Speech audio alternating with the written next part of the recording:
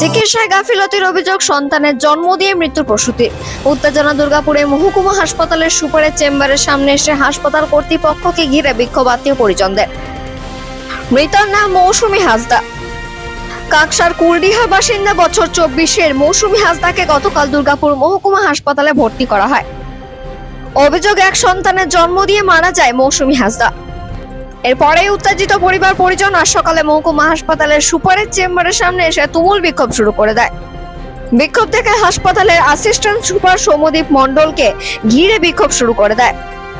খবর পেয়ে দুর্গাপুর মহকুমা হাসপাতালে পুলিশ ছুটে আসে। পুলিশকে ঘিরে ধরেও বিক্ষোভ শুরু করে দেয়।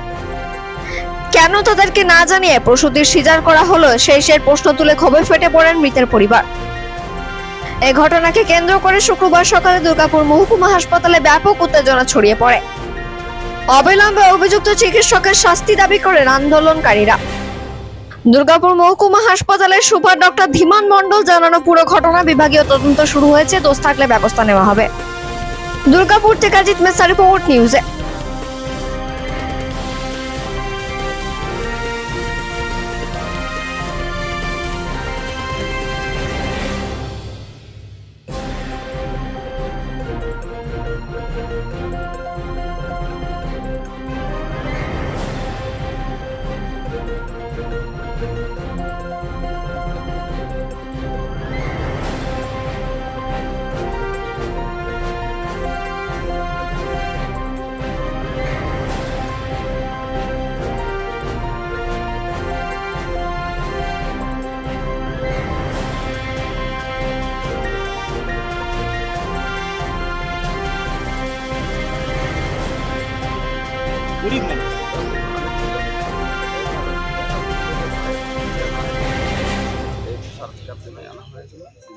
মালিককে জানানো হয়নি এবং মালিকও জানে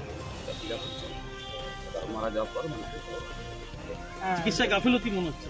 হ্যাঁ, কি বলছে এখন হাসপাতালে ডাক্তাররা? কিছু বলছে? কিছু বলে না, ডাক্তার পুলিশ কি বলছে? বলতে চাই না, বলতে ডাক্তার। এখন কি চাইছো তোমরা? আমাদের হচ্ছে মীমাংস করবো, ফয়সালা করে যাবো, ডাক্তার আসো, পুলিশ সঙ্গে কথা বলবো, তারপরে তোমরা চিকিৎসককে চাইছো, শাস্তি চাইছো তার?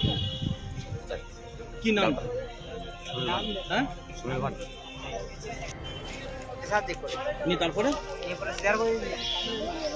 মারা গেছে। বাচ্চাও দেখি বাচ্চাটা কোনো মানে বেঁচে আছে, বাচ্চা তো মা মারা গেছে। কি মনে হয় চিকিৎসা গাফিলতি? হ্যাঁ, কবে ভর্তি করেছিল? কি নিয়ে ভর্তি করেছিল? কি অসুবিধা হচ্ছিল? কালকে অসুবিধা সারে যায়, হাই প্রেশার ছিল, যে ওরা এসে এইখানে এনে সিজার করে দেয়। এর আগে ওটা একটা ছিঁড়ে আছে।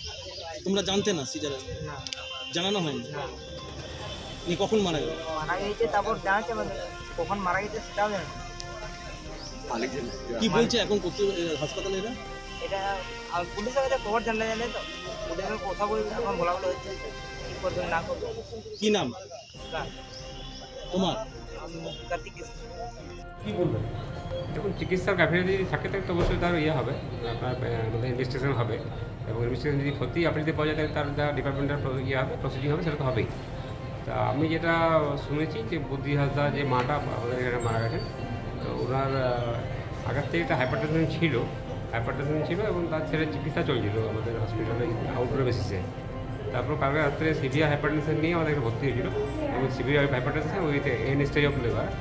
তা আলটিমেটলি ওটা মোস্ট প্রবলি প্রলং ছিল, বোধ হয় অবস্ট্রাকটেড লেবার টাইপের কিছু ছিল, হয়নি। আলটিমেটলি পেশেন্টটা সিজার করতে হয়েছিল। তা সিজার করার পরে ওই হাইপারটেনশন জনিত যে রোগ, সেইটার জন্য উনি হয়তো শকে চলে গেছিলো। তারপর আমরা সিসিউতে আমরা ভেন্টিলেশনের ব্যবস্থা করেছিলাম। আলটিমেটলি আমরা মাটাকে বাঁচাতে পারলাম না। আত্মীয় স্বজন বিক্ষোভ দেখাচ্ছে। দেখুন, আত্মীয় স্বজন বিক্ষোভ তো দেখাবেই, আমরাও তো এর সঙ্গে আমরা একই সমবেতী।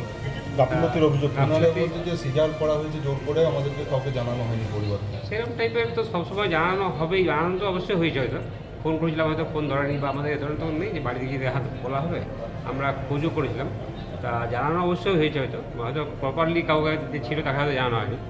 তা যদি পেশেন্টের লাগে সেই মুহূর্তে, তাহলে অবশ্যই আমরা করতেই হয় আমাদেরকে, যে পেশেন্ট বাড়ি না থাকলে পরেও আমাদের পেশেন্টের স্বার্থে সিজার করতে বাধ্য হই আমরা।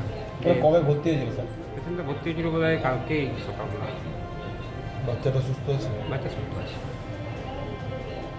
পুলিশ ডেকেছেন? হ্যাঁ পুলিশ প্রশ্ন বলা হয়েছে।